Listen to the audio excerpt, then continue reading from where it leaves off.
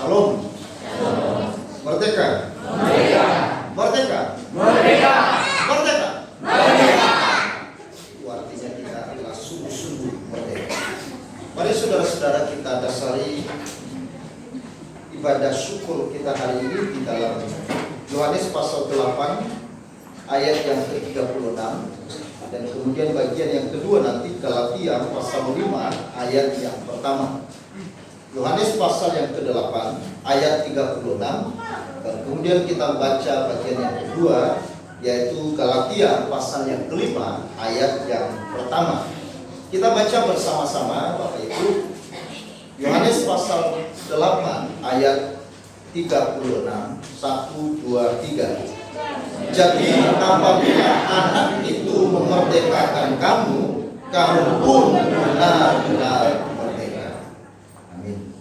Galatia pasal 5 ayat pertama. Kita baca 1, 2, 3. Supaya kita sungguh-sungguh merdeka, Kristus telah memerdekakan kita. Karena itu berdirilah teguh dan jangan mau lagi dikenakan perhambaan. Amin. Berbahagialah kita saudara-saudara yang telah membaca firman Tuhan ini, dan kita adalah orang yang lebih berbahagia yang percaya dan melakukan firman Tuhan. Saudara-saudara, apa arti merdeka? Arti merdeka dalam Kamus Besar Bahasa Indonesia itu adalah bebas, ya. Tidak terikat, tidak dalam tekanan, ya. Dan lepas dari tuntutan. Itu arti kata merdeka. Jadi kalau seseorang masih terikat, ya, masih di dalam tekanan, ya, masih di dalam tuntutan, itu artinya belum mengalami kemerdekaan. Charles Swindoll itu mengatakan begini: kemerdekaan adalah kebebasan, kebebasan dari sesuatu dan kebebasan untuk melakukan sesuatu. Saudara, saya ulangi. Charles Swindoll itu mengatakan kemerdekaan adalah sebuah kebebasan dari sesuatu dan kebebasan untuk melakukan sesuatu. Itu kemerdekaan. Sehingga saudara-saudara, dari sini kita bisa melihat bahwa apa arti atau apa makna dari kemerdekaan yang sesungguhnya. Yang pertama saudara-saudara, yaitu kebebasan dari sesuatu. Jadi kemerdekaan itu artinya apa? Kebebasan dari sesuatu. 17 Agustus tahun 1945 Indonesia dinyatakan merdeka. Itu artinya apa? Indonesia mengalami kebebasan dari apa? Dari penjajah. Indonesia mengalami kebebasan dari tekanan. Indonesia mengalami kebebasan dari ikatan dunia luar. Jadi kemerdekaan itu adalah kebebasan dari sesuatu. Nah, kalau di dalam pengertian rohani, kemerdekaan secara rohani, ya bagi kita sebagai orang percaya, kebebasan dari sesuatu itu apa? Yang pertama, kebebasan dari dosa. Mengapa saudara dan saya dikatakan dalam firman Tuhan, kamu adalah orang-orang merdeka? Kamu telah sungguh-sungguh merdeka, bukan pura-pura merdeka, bukan akan merdeka, tetapi telah merdeka dan telah sungguh-sungguh merdeka. Bahkan Paulus kepada jemaat di Galatia dengan tegas dia mengatakan tadi, kamu harus menyadari bahwa engkau telah sungguh-sungguh merdeka. Karena waktu itu saudara-saudara, sebagian dari orang Galatia Mereka merasa sudah merdeka, tetapi sebenarnya mereka masih terikat dengan apa? Mereka masih terikat dengan Taurat, mereka masih terikat dengan budaya, mereka masih terikat dengan tahayul, mereka masih terikat dengan kehidupan mereka sendiri. Padahal mereka sudah disebut sebagai orang Kristen. Mereka sudah percaya kepada Yesus, tetapi mereka sendiri tidak mengalami kemerdekaan yang sejati. Nah, karena itulah Paulus mengatakan, kamu telah sungguh-sungguh merdeka. Sejak kapan? Sejak anak itu memerdekakan kamu. Di dalam Yohanes pasal 8 tadi ayat 36. Jadi apabila anak itu memerdekakan kamu, kamu pun benar-benar merdeka. Kemerdekaan yang diproklamasikan oleh Yesus Kristus di atas kayu salib itu adalah kemerdekaan yang sejati, di mana kita yang percaya kepada Yesus telah merdeka. Saudara-saudara, bahkan kalau kita membandingkan ketika presiden pertama kita, Insinyur Soekarno, yang membacakan teks proklamasi yang menyatakan kemerdekaan Indonesia telah dinyatakan. Tetapi saudara, apa yang kita lihat? Bahwa justru selanjutnya penjajah datang, sekutu datang, terjadi pertempuran sampai tahun 1948 pun juga sekutu masih menyerang Indonesia. Ya, secara de facto-nya Indonesia sudah dinyatakan sudah merdeka, tetapi pada realitanya belum merdeka. Makanya saudara-saudara, ya, saya membaca artikel-artikel kemerdekaan ya dalam beberapa hari ini. Ya, penulis-penulis artikel mengatakan ini, apakah betul Indonesia telah merdeka? Apakah betul seluruh rakyat Indonesia telah mengalami yang namanya kemerdekaan? Kemerdekaan dari hukum, nah, ini yang disoroti. Apakah Indonesia sudah mengalami kemerdekaan secara keadilan sehingga seluruh rakyat Indonesia betul-betul mengalami keadilan? Sehingga tidak ada perlakuan yang semena-mena, sehingga tidak ada tekanan. Saudara-saudara, tetapi saudara berbeda dengan apa yang diproklamasikan oleh Yesus. Ketika Yesus mengatakan sudah selesai, sudah genap, dan itu telah sungguh-sungguh selesai. Maka itu sebenarnya ketika penjahat di sebelah kanan berkata, kalau hari ini engkau ke Firdaus, ingatlah akan aku. Dan saat itu Kristus mengatakan, saat ini pun engkau akan bersama-sama dengan aku dalam Firdaus. Saudara-saudara yang dikasihi oleh Tuhan, maka ketika saudara dan saya percaya kepada Yesus, kita sudah mengalami kebebasan dari dosa, kebebasan dari penjajahan iblis. Kita telah dibebaskan dari kepemilikan iblis. Sebelum Yesus membebaskan kita dari dosa kita, maka saudara-saudara, kita adalah miliknya iblis. Karena iblis menjadi tuan kita. Iblis menjajah dan memperhamba hidup kita. Tetapi setelah kita menyerahkan hidup kita kepada Yesus, maka hidup kita sekarang beralih dari kepemilikan iblis kepada kepemilikan Kristus. Maka kita sekarang adalah milik Kristus. Sehingga kita sudah dibebaskan dari ikatan kepemilikan dari para iblis, kepemilikan dari kuasa kegelapan kepada Kristus. Kebebasan dari penghukuman dan kutuk. Kita sudah tidak lagi ada di bawah tuntutan penghukuman Allah. Karena Kristus telah membayar lunas apa yang menjadi hutang dan pungutan dosa, yaitu apa? Mati. Makanya kita betul-betul telah lunas. Ya, lunas. Kebebasan dari kematian total. Kebebasan dari kebinasaan.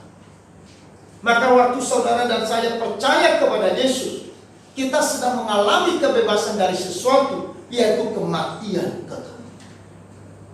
Ini adalah kemerdekaan sejati. lebih dari kemerdekaan apa yang kita rayakan sekarang ini. Kemerdekaan yang di dunia ini adalah kemerdekaan yang sesaat, kemerdekaan yang sementara, bahkan kadang-kadang kemerdekaan yang sebenarnya ya hanya kemerdekaan di dalam pengertian yang secara umum, tetapi pada realnya banyak orang tidak mengalami kemerdekaan. Ya. Sekarang ada timpang, ya. Tebang pilih. Kalau engkau punya uang, engkau bisa mencari keadilan. Tetapi kalau engkau tidak punya uang, jangan berharap engkau mendapatkan keadilan. Ya. Itu yang terjadi. Walaupun juga kita bersyukur bahwa melalui pemerintahan Jokowi hari ini, ya, maka dia mulai meletakkan dasar-dasar bagaimana keadilan itu bisa ditegakkan di negeri kita. Apa yang terjadi dengan kasus hukum Brigadir J yang sekarang sampai hari ini ya, sudah memasuki hampir 2 bulan, ini belum tuntas. Padahal ada orang yang meninggal, sudah meninggal. Nah kemarin Komarudin Simanjuntak mengatakan, coba ya, bagaimana orang yang sudah meninggal ya, mentransfer uang ke orang lain. Coba, dia meninggal tanggal berapa? 8, tanggal 11 transfer uang 200 juta lebih dari rekening dia. Ini teman-teman aneh, makanya dia bilang aneh negeri ini. Orang yang mati bisa transfer uang. Saudara-saudara, tapi itu adalah satu hal yang terjadi. Nah itulah sebabnya sekarang juga Polri dengan tegas di bawah kepemimpinan Pak Listio ini, dia betul-betul buka. Walaupun dia menghadapi tantangan tentunya di dalam internal, ini luar biasa, tapi dia berani untuk melakukan. Nah saudara-saudara, itu arti yang pertama dari sebuah kemerdekaan. Arti yang pertama adalah kebebasan dari sesuatu. Yang kedua, arti dari kemerdekaan adalah kebebasan melakukan sesuatu. Makna kemerdekaan yang kedua adalah kebebasan melakukan sesuatu. Sesuatu apa? Sesuatu yang telah ditetapkan, dirancangkan oleh Tuhan. Nah, saudara, ini yang perlu diperhatikan. Jadi bukan melakukan sesuatu semaunya sendiri. Ya. Makanya di dalam Roma pasal 6 ayat yang ke-11 itu. Ya. Mari kita baca 1, 2, 3. Demikianlah hendaknya kamu memandangnya, bahwa kamu telah mati bagi dosa, tetapi kamu hidup bagi Allah dalam Kristus Yesus. Saudara, kebebasan melakukan sesuatu ya, seperti apa yang telah dirancang oleh Tuhan adalah kebebasan hidup bagi Allah. Di dalam Efesus pasal 2 itu sangat jelas. Ayat 1, kamu dahulu telah mati oleh karena dosa dan pelanggaranmu. Lalu ayat 4 dan 5, kamu dihidupkan oleh kasih karunia Allah. Ayat 6, 7, 8, 9, semua itu adalah pemberian Allah, hadiah Allah. Bukan karena kamu layak, bukan karena usaha, bukan karena perbuatan baikmu. Semua karena kasih karunia Allah yang diterima melalui iman. Karena itu ayat 10 dikatakan apa? Karena kita ini diciptakan di dalam Kristus Yesus untuk melakukan pekerjaan baik yang telah dipersiapkan Allah sebelumnya. Nah, saudara perhatikan di sini. Jadi orang yang sudah dimerdekakan di dalam Kristus oleh anugerah Allah, kemerdekaan yang saudara dan saya telah terima itu adalah anugerah, hadiah, pemberian Allah yang diberikan secara cuma-cuma, secara gratis dalam hidup kita. Tetapi bukan berarti kemerdekaan itu dipergunakan untuk melakukan sesuatu sesuai dengan keinginan kita, sesuai dengan kemauan kita sendiri, atau untuk kepentingan diri kita sendiri. Tetapi dikatakan karena kita telah dimerdekakan di dalam Kristus Yesus untuk melakukan sesuatu yang telah dipersiapkan, dirancang, ditetapkan oleh Kristus Yesus bagi kita. Yaitu melakukan pekerjaan yang telah dipersiapkan, yang telah ditetapkan, yang telah dirancang oleh Kristus Yesus bagi kita yang telah merdeka. Jadi kemerdekaan adalah bukan melakukan sesuatu seturut dengan maunya kita, bukan sesuatu yang kita lakukan untuk kepentingan diri kita sendiri. Tetapi sekarang kita dimerdekakan, ya, kita diberi kemerdekaan yang diberikan secara cuma-cuma itu, yaitu untuk hidup bagi Tuhan. Amin. Saudara, karena kemerdekaan kita itu, saudara-saudara, ditebus oleh Kristus. Sehingga hidup kita yang sudah ditebus oleh Kristus adalah hidup bagi Tuhan. Kebebasan hidup bagi Tuhan. Ada begitu banyak manusia, orang-orang Kristen hari ini, mereka tidak memiliki kebebasan seperti apa yang saudara dan saya miliki hari ini. Saudara memiliki kebebasan untuk hidup bagi Tuhan, kebebasan untuk beribadah, kebebasan untuk berdoa, menghampiri tata kasih karunia. Saudara-saudara, presiden, apakah setiap orang bisa punya kebebasan masuk dalam istana? Saya mau tanya. Halo? Kita sudah merdeka, ya kan?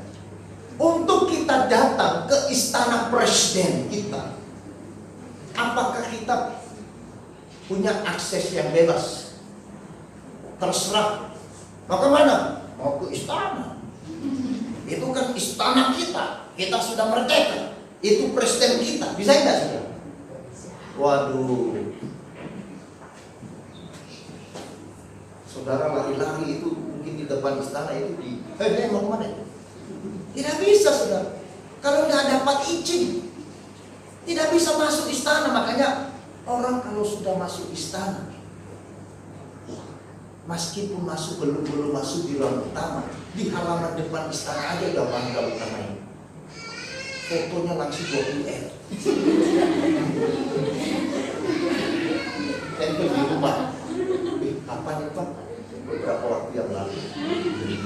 Apalagi kalau misalkan saudara bisa bersalaman dengan presiden di dalam istana. Wah, itu adalah kebanggaan tersendiri. Jangan pikir saudara tidak bangga kalau dipanggil presiden untuk datang ke istana. Saya juga bangga. Tapi persoalannya tidak ada akses. Ya kan? Saya juga lagi tunggu-tunggu ini. Ya, saya lagi tunggu-tunggu. Ketua sinode kita yang lalu pernah masuk, saudara. Dia sudah masuk. Karena waktu itu presiden bertemu dengan seluruh sinode, ketua sinode. Nah, puji Tuhan, ketua sinode kita masuk. Dan waktu itu dia telepon saya, Pak, saya di Jakarta. Acara apa? Mau ke istana. Ya kan senang. Ya kan? Itu baru raja dunia. Itu artinya bahwa kita sebenarnya belum bebas untuk bertemu dengan Jokowi. Kalau Jokowi kerenon, tidak saudara bebas loh, bisa langsung masuk di depan dia. Pasti juga akan dihalangi oleh Mas Pan. Tapi saudara pernah berpikir bahwa kemerdekaan yang telah dianugerahkan oleh Kristus bagi saudara dan saya, kita benar-benar merdeka. Kita telah bebas untuk bisa masuk ke ruang Maha Kudus. Kita bisa menghampiri tata kasih karunia Allah. Setiap saat, setiap waktu kita bisa datang bertemu dengan Kristus. Itu sebabnya saudara-saudara, ini adalah sebuah anugerah, sebuah kemerdekaan yang luar biasa. Bagi orang perjanjian lama, mereka beribadah tidak bisa langsung masuk ke dalam ruang Maha Kudus. Mereka ada tirai. Jemaat hanya sampai di pelataran. Ruang kudus itu para imam. Dan ruang Maha Kudus itu hanya sekali setahun imam besar bisa masuk. Tetapi ketika Kristus mati di atas kayu salib, salah satu tanda yang terjadi apa?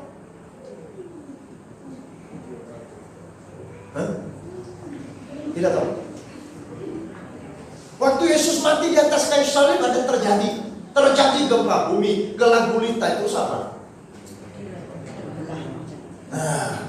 Tapi baik Allah tersobek tirai yang membelah ruangan itu. Artinya bahwa setiap kita bisa menghampiri ruang Maha Kudus. Makanya ada pujian, ku masuk ruang Maha Kudus. Karena ada kemerdekaan. Tuhan memberikan akses bagi kita untuk kita bisa langsung bertemu dengan Tuhan setiap saat, setiap waktu di dalam doa. Tuhan memberikan akses dan jaminan bagi kita untuk nanti kita juga tinggal bersama dengan Dia. Seperti apa yang dikatakan, aku pergi ke sana untuk menyediakan tempat bagimu, supaya di mana aku berada, kamu pun berada. Itulah kemerdekaan yang sejati. Tetapi kadang-kadang kebebasan akses yang dibuka oleh Tuhan bagi kita, akses untuk kita bisa menghampiri Tuhan di dalam ibadah, seringkali kita seperti orang yang belum merdeka.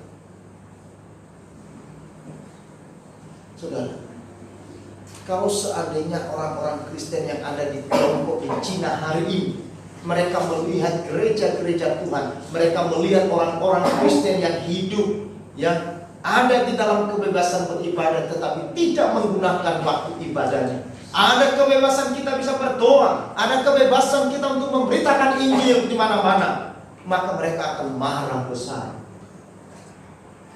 Kenapa, saudara? Sekarang mereka di Cina, mereka ada dalam tekanan komunis. Mereka ada tekanan, tidak boleh memiliki kebebasan untuk bercerita tentang Yesus. Mereka tidak punya kebebasan untuk berdoa. Mereka tidak punya kebebasan untuk beribadah. Tetapi mereka melakukannya meskipun mereka harus masuk ke gua. Mereka harus mencari tempat yang tersembunyi. Mereka harus masuk di dalam hutan-hutan untuk mereka menyembah kepada Tuhan. Pintu gereja 24 jam bagi kita terbuka di negeri kita. Tetapi banyak orang Kristen yang alergi. Saudara-saudara, itu sebabnya Paulus mengatakan, apakah engkau sungguh-sungguh telah merdeka? Orang yang sungguh-sungguh merdeka adalah orang yang sungguh-sungguh menggunakan akses itu, menggunakan kebebasan itu, melakukan sesuatu bagi Tuhan. Itu namanya kemerdekaan. Kemerdekaan adalah kebebasan melakukan sesuatu, kebebasan untuk beribadah, kebebasan untuk menghampiri Tuhan di dalam persekutuan, kebebasan untuk menghampiri dan datang kepada Tuhan di dalam doa dan melayani Dia. Kebebasan yang diberikan kepada kita sebagai orang merdeka untuk melayani Dia, itu adalah kemerdekaan. Siapakah kita punya kebebasan untuk melayani Dia? Meskipun saudara tawarkan, Pak Jokowi, saya tidak digaji pun mau, asalkan saya melayani Pak Jokowi di istana. Apakah dengan saudara katakan itu langsung, oh ya besok langsung melayani saya? Tidak, saudara, diseleksi. Siapa ini orang? Jangan-jangan ini mantan-mantan. Bisa kan? Padahal kita punya keinginan datang ke sana, mau melayani presiden, mau melayani Jokowi, membersihkan istana gratis, tidak perlu dibayar. Saya hanya mau melayani raja saya, presiden saya. Itu pun saudara tidak mudah. tetapi Raja yang maha besar, Raja segala raja, memberi kebebasan bagi orang Kristen, kebebasan bagi anak-anak Tuhan untuk melayani Dia. Maka itu sebabnya Paulus melihat itu sebagai kemurahan Allah. Di dalam 2 Korintus pasal 4 ayat 1 dikatakan, oleh kemurahan Allah kami menerima sebuah pelayanan ini. Paulus dia mengatakan bukan karena dia hebat dan mampu dia menerima pelayanan ini. Kalau dia boleh melayani Tuhan, meskipun di dalam dia melayani Tuhan, itu tidak main-main saudara. Bagaimana dia harus menderita, bagaimana dia dianiaya, bagaimana dia mengalami kesukaran. Tetapi terhadap semua itu Paulus katakan, meskipun aku menderita, meskipun aku melayani karena aku dianiaya, karena aku melayani Kristus, itu pun adalah kasih karunia. Filipi pasal 1 ayat 29 Paulus katakan, bukan hanya karunia Allah itu untuk percaya, tetapi menderita bagi Kristus juga adalah anugerah. Coba, bagi orang Kristen sekarang menderita bagi Kristus adalah penderitaan. Tapi Paulus katakan, menderita bagi Kristus itu adalah anugerah. Karena Tuhan berikan akses, Tuhan berikan kebebasan untuk kita bisa mengambil bagian di dalam penderitaan Kristus. Maka kalau saudara dan saya boleh melayani Tuhan hari ini, bukan karena saudara cakap, bukan karena saya hebat, bukan karena saya mampu. Ini adalah karena kemerdekaan yang telah diberikan oleh Kristus. Dia memberikan ruang, dia memberikan jalan, berikan akses untuk saudara mulai melayani. Saudara-saudara, itu yang dikatakan arti merdeka. Merdeka adalah kebebasan untuk melakukan sesuatu, yaitu kebebasan untuk hidup bagi Allah. Banyak orang merasa memiliki kemerdekaan karena mereka dapat bersenang-senang dan melakukan apa yang mereka inginkan. Kemerdekaan sejati kita adalah kemerdekaan di dalam Yesus Kristus. Dia yang memampukan kita untuk menjadi apa yang telah dirancangkan bagi kita. Kebebasan untuk melakukan sesuatu adalah kebebasan untuk melakukan apa yang menjadi apa? Tanggung jawab kita. Kebebasan melakukan sesuatu apa yang menjadi tanggung jawab. Filipi pasal 2 ayat 12. Mari kita baca bersama-sama. Filipi pasal 2 ayat 12.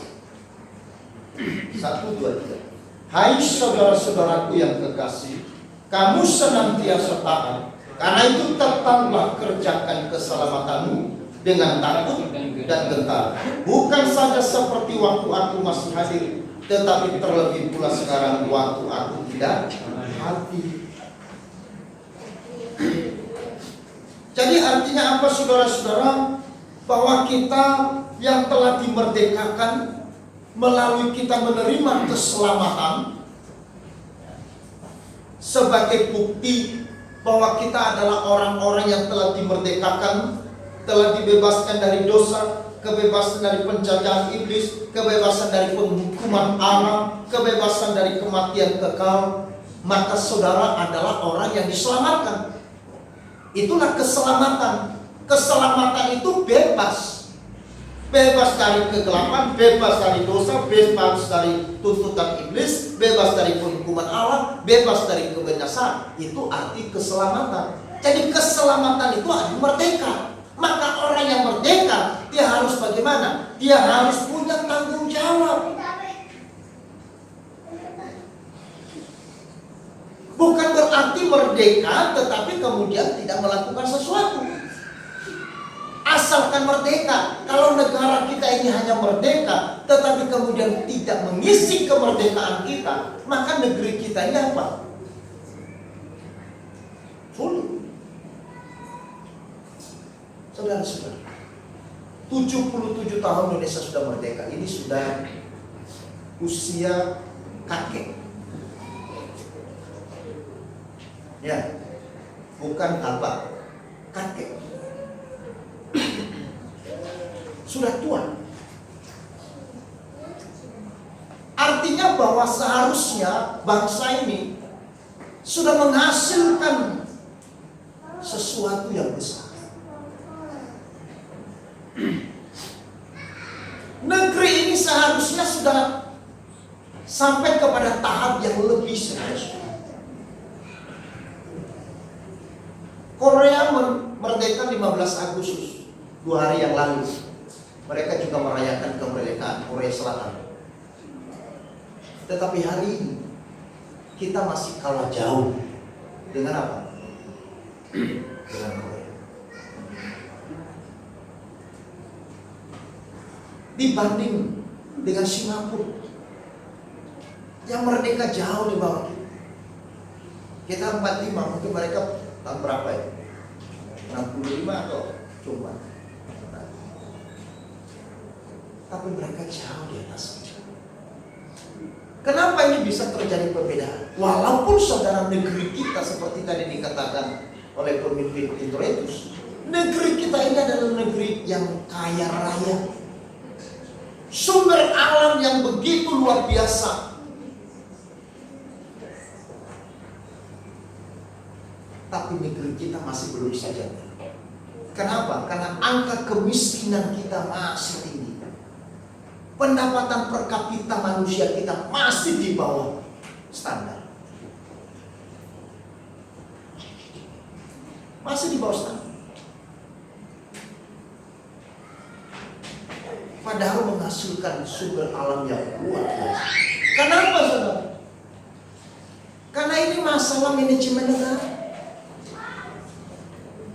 Tidak dilakukan dengan takut, tidak dilakukan dengan tujuan yang baik untuk mensejahterakan negeri, tetapi kemerdekaan yang dimiliki membuat oknum-oknum orang kemudian menggunakan kebebasan kemerdekaan untuk meraih kepentingan diri sendiri, mengumpulkan pundi-pundi kekayaan bagi diri sendiri, bagi keluarga dan kroni-kroni. Ini yang terjadi di negeri kita.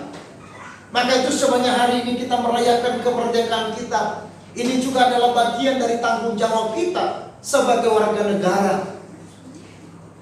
Orang Kristen juga adalah warga negara Indonesia yang punya tanggung jawab. Kita juga harus membangun negara kita. Sebagai orang-orang Kristen kita harus hidup di negeri ini dengan bertanggung jawab.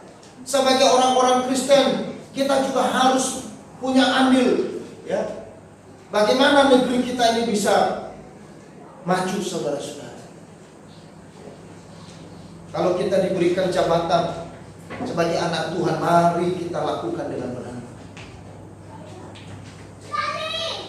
Jangan mempermalukan nama Tuhan. Peristiwa yang terjadi sangat memalukan kita sebenarnya.